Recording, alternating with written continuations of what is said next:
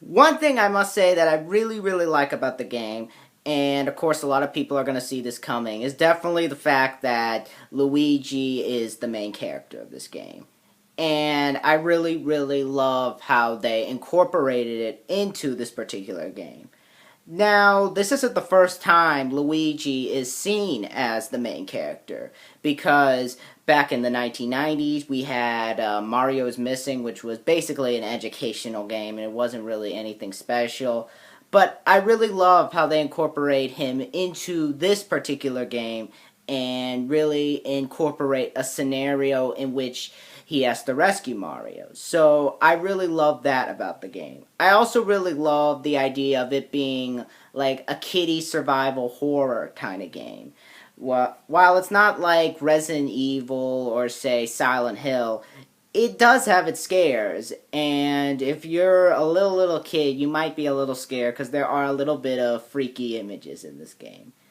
However, that does come with a problem because I really hate how they use Luigi in this game. Not like how he's the main character, but I want to show you guys something. Show you guys a few pictures. And tell me if they have anything related to each other. Some of the advertisement and even some of the box cover. Let's take a look. So get off me! Take a look around! You forgot what you came here for! What's your theory? Why you trying to play that game? You can forget my name! Take a look around! Take a deep breath, reconnect yourself! Does anybody get my point yet? Or were those images not enough to render my point? Let me sum it up as best as I can. Luigi is portrayed as cowardly and unfightable in this game. He has no backbone in him because, as you guys have seen through those pictures, Luigi is portrayed as the scaredy cat throughout the game. I understand it's supposed to be childish, but there are a lot of kid-friendly games where a scaredy cat becomes the main character. And I think it would be a great idea to express that to kids. This would be a great way to show kids to conquer their fears. But nope, it has to be through this. It has to show that he's a scaredy cat. And I say the box arts because look at what Mario's getting, including the upcoming Super Mario Sunshine. Let's look at those.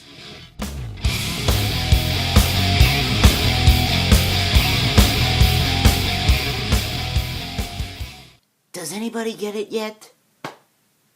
But yeah, that is one thing I really don't like about the story, is how they portray Luigi as the scaredy cat. Because seeing as how it's his first game on the GameCube and that it's pretty much the first, like, kind of solo game where it's mostly focused on him and not an educational game, I really expected him more to be, more with a backbone. But no, they gave us this.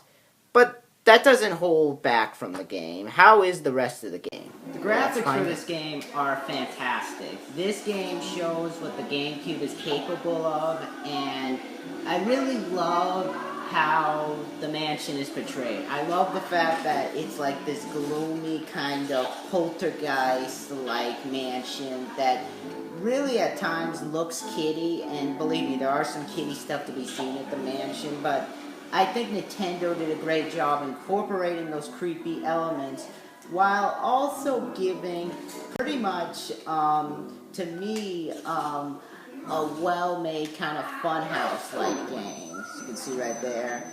And believe me, there will be tricks played on you by the ghosts. Speaking of the ghosts themselves have excellent character models. Each of them looks very well done, as you can see right there.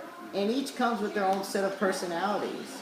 And Luigi himself also looks very well done. And to me, this is the best looking that we've seen Luigi. To me, that is. I think it's the best looking. Yeah? So overall, the graphics for this game are tremendous. despite being a horror game, it's still a Nintendo game, so you're still going to hear those classic 90s kind of beat to it. And really enough, that comes across as kiddie, but for some reason I actually kind of like it. And it's really well done. The music itself is also very well done, as you guys are hearing here, even though I'm talking over it. But it's definitely really well done, even though the kiddie beat kind of subtracts from the game's tone that it's trying to give. It still is very well done. But at the same time, it's trying to be a kiddie kind of horror game, along the lines of Ichabod and Mr. Toad and The Black Cauldron. And it really does that very well through its sound. And the music itself is also very well done, as I said, you guys. There's an example of the music. So the story, while being good, while being a little too harsh on Luigi, but the sound is very well done, the graphics are solid, but how does the gameplay fare out? Let's find out. Ooh. Gameplay has you going around the mansion sucking in ghosts, much like that movie Ghostbusters. Now I remembered what it was called. How stupid am I to forget? So basically you walk around the mansion with your flashlight in hand, and you basically suck up ghosts or anything around you that looks like one. And basically at some points you'll basically go into rooms. Some of the rooms will be locked too, so you'll pretty much have to keep a sharp eye out for open doors. There's also some doors that'll swing open at you, as you guys saw right there, so pretty much keep on the lookout for that. And as you guys can see there, the ghosts will pop out at you, and you'll have to suck them in.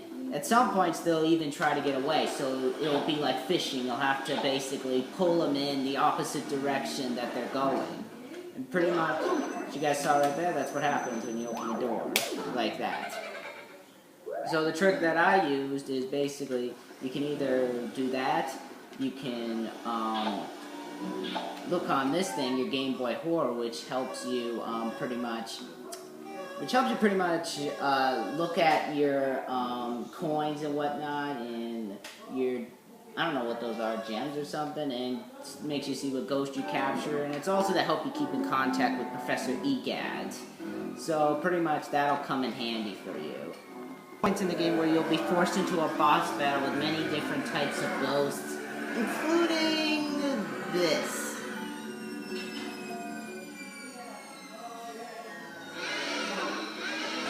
Each boss has a specific pattern that you need to memorize. For example, right here, as you can see, you have a ghost baby. Where did they come up with that? Where there's a certain pattern you need to find. You need to avoid his rocking horse, and then you guys can see I have the volleyball. Just shoot it at him, and his heart will appear, and you'll have the ability to suck him up. And that applies to each ghost when you're not in a boss battle. And as you can see, I'm sucking him up, and yeah. After completing each boss, you'll be rewarded with a key, and each key helps you get to a specific room. After you've completed each area, and along the way, you'll be collecting coins, money, and I forget what those things are called, but you'll be rewarded with a high score, and the high score will pretty much give you something at the end of the game, and it'll rate you for your progress. Now, the game itself is definitely a lot of fun. I know a lot of people complain that it gets too repetitive. I never got bored of it. I was playing it like 24/7, and I beat it all in one weekend, which is strange for me because I never actually could do that because I have a lot going on in my life. But I managed to do it. It's fun, this game. And I think the main reason people complained was because the vacuum didn't offer much. Granted, like, I do wish, like, there were some upgrades to it, like, maybe it could shoot faster or something, or help it, like, get a better range, or, like something added to it, like, a little bit like Devil May Cry. But I do like how they did it. You can also use water in the thing, you can use fire, and that'll apply to each ghost that you pretty much come across, because some ghosts have a weakness to fire, some have a weakness to being cold, and some have a weakness to water. But I thought it was fun. It definitely is fun, and at times, I will admit, feels like a ripoff of Ghostbusters, but what do you expect? Now, if there is one thing that I really, really don't like about the game, and this is the one thing that made me hate the game, it's the stupid booze. Literally, the stupid. For those who don't know what I'm talking about, basically in the game, you accidentally unleash a bunch of booze, and basically that leads to you having to capture them all. And good God, are these things so hard to collect? They will instantly get away from you. And unlike other ghosts where they're easier to collect and you have a great aim on them, these guys, they'll charge away like you have a gun. Even though it's a vacuum and that's the equivalent of a gun in this game. But they will charge the heck away from you.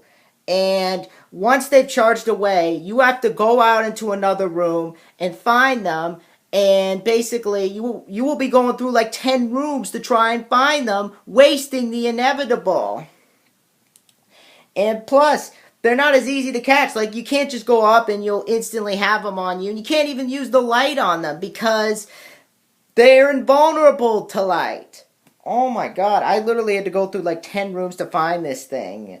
And it just got so annoying for me. I was literally like bashing my head against the wall to try and find these things. But it just really, really annoyed me. And it pretty much just wasted time. And I wanted to get to the next level. But when you try to collect the booze and they're so hard to collect, it's like catching jumping beans on the floor as they're in like a sewer, or putting a duct tape on a broken leg. That's how annoying it is. And they don't do anything for you. If you just catch them, you don't get power-ups. You don't get nothing. You don't get something that'll help you out throughout the game. You just get them. But yeah, that's one thing I just did not like about the game, was the stupid booze and the fact that they are so hard to catch. Never in my life have I felt annoyed trying to catch something in a game. Another problem that I really have with the gameplay is the fact that the A button is used so friggin' much. Literally, don't believe me? In the game, the A button is used at the beginning where you're calling Mario instead of the jumping that we will see in Super Mario Sunshine. And basically, that's what it's used for. But when you have to use a door, you have to use the A button too. And at some points, you need to stand very close to the door and open it. Other points, like when you are far away from the door and you press it, he will yell Mario. There are other points when I got close to a door and he'll just like knock on the thing instead of actually opening it. That proves how much the A button is used so much and how it can misinterpret your commands. I really got that annoyed by that, because every time I wanted to go in the door, I just would do this with it. Do. Which proves absolutely no point.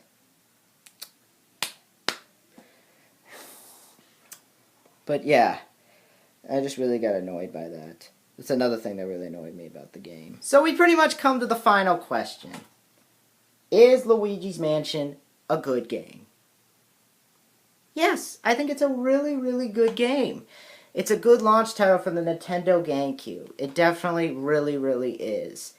It has good gameplay that is smooth and solid. The graphics themselves are also really, really well done. And the character models themselves have great detail. And overall, the game has a really good story for it.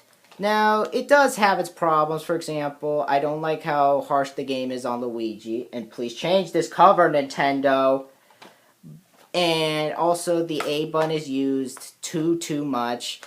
And I really don't like the boo part of the game. So, while those three may be noticeable errors, I still find Luigi's Mansion to be a spooky good time for anybody looking to start a Nintendo GameCube collection. Really enough, highly recommend you go pick up Luigi's Mansion. It is a fantastic game, and it needs to be played. Is it the best game on the GameCube we've had so far? No, but it's just a really fun game. Definitely really shows what the GameCube is capable of. and really excited to see more from the Mario franchise and more from what the GameCube has to offer. So, all in all, I give Luigi's Mansion an 8 out of 10. It deserves it, and therefore gets the seal of approval, baby. Highly, highly recommend Luigi's Mansion. So, definitely go pick it up. I don't agree with reviews on the run or electronic playground, however you want to call it. I think they were a little too stern on the game. I feel still that the game is a pretty fun experience. So, overall, highly recommend Luigi's Mansion. Really excited to see how Super Mario Sunshine is, too. But, yeah. That's my review for Luigi's Mansion. Next time, go do a review on Scooby-Doo Night of 100 Frights, and I'll be sure to tell you guys what I think of that. Let me know in the comments below what you guys think of Luigi's Mansion. Be sure to rate, comment, and subscribe, and I'll see you guys next time. Thanks for joining me on this episode of Game Time with Peter. I'm out, baby.